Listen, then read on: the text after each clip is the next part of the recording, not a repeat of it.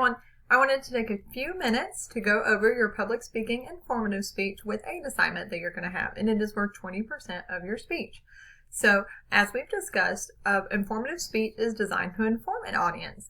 It's not a report, it's not an essay, it's very different from an English paper, but you need to create an understanding of your chosen topic and make sure that your topic is, what did we talk about? It's either a new topic or you're bringing new information to light about a topic, and you want to make the information relevant to your audience, because who is the number one speaking consideration? Your audience. Okay, so the points of it, you need to have a presentational aid. I will post some examples of how to do that online, but you're welcome to be creative. It does not have to be straightly a PowerPoint that you're doing like half your screen you and half your screen the PowerPoint, or I've seen people put it on a projector. That's also fine, but it doesn't have to be technology related. You can do a poster board. You can have a like a flip chart that you're using. One student, I thought this was pretty creative. They did a speech about the calories in a healthy fast food meal versus the calories in an unhealthy fast food meal, and they had a board that had the healthy meal and it had little baggies, and the baggies showed the amount of sugar, the amount of fat, and the amount of salt in each meal, so you could actually see a visual difference there, and you could come up, of course this was in person, and feel like how much fat was in the unhealthy meal versus how much fat was in the unhealthy meal. So feel free to be creative about what your presentational aid is going to be. You do need to have a minimum of 4 different sources. One of them needs to be a scholarly source. So that's your .govs, your .edus, anything that you would find on the library website. And we will talk more about how to get these type of sources. And I have an assignment that's based on research, which will help you find these. You do need to cite your sources in your speech. Remember, the ethos, it needs to be an ethical speech. You need to have your sources cited so that we know where you got your information from. So make sure that you do cite your sources as you go through your speech. And that's as simple as just saying, according to the Bureau of Labor Statistics, 72% of workers, blah, blah, blah, blah, blah. So that's really how you would do that. Just keep it short and concise. Of course, don't give us the whole parenthetical citation. Just give us the author and maybe the date if that's relevant. And then your timing, the speech needs to be 5 to 8 minutes.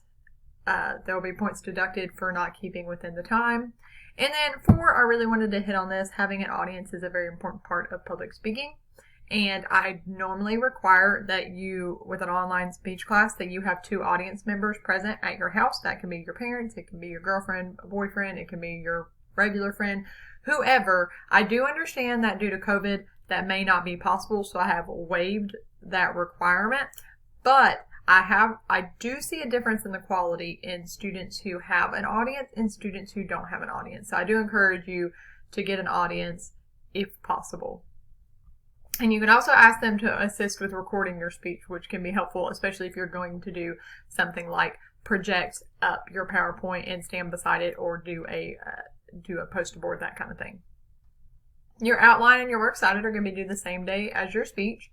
And then here's where you can see the breakdown of your points. So your actual speech is worth 60 points. That is the bulk of it, but you get points for other things as well as you go along. So if you don't feel like maybe you're the strongest speaker, you'll have plenty of opportunities to get points in these other things.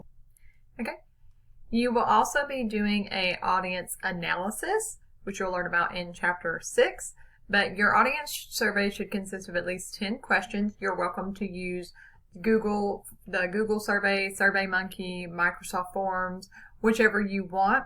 It does need to have at least 10 questions, and I know the SurveyMonkey free account will only allow 10, which makes it a little difficult because you'll technically have 11 questions with the first question, because you need to have a place for respondents to enter their code name. So it may be better to do the Google or Microsoft Forms or another survey software that's free that you know of. You want to make sure that you include fixed alternative questions, scale questions, and 1 to 2 open-ended questions. You will lose point if you don't have some of each kind.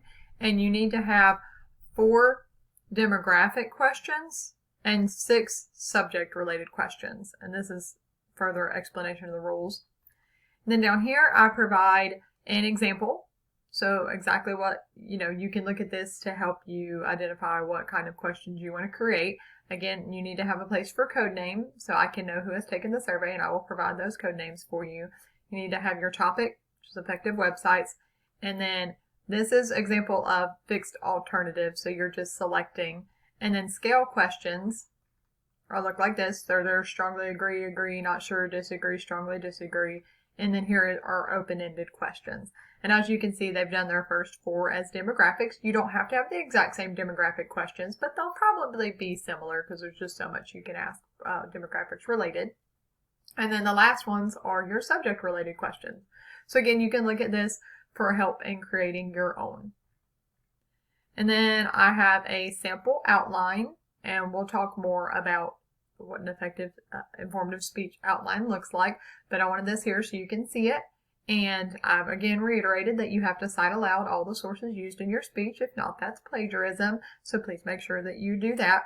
And then this is the exact format that you would want to do for your informative speech. It has your general purpose, your specific purpose, your speech pattern, your thesis, and then it follows the prescribed pattern. You have an introduction, attention getter, thesis, establishing your credibility and audience relevance.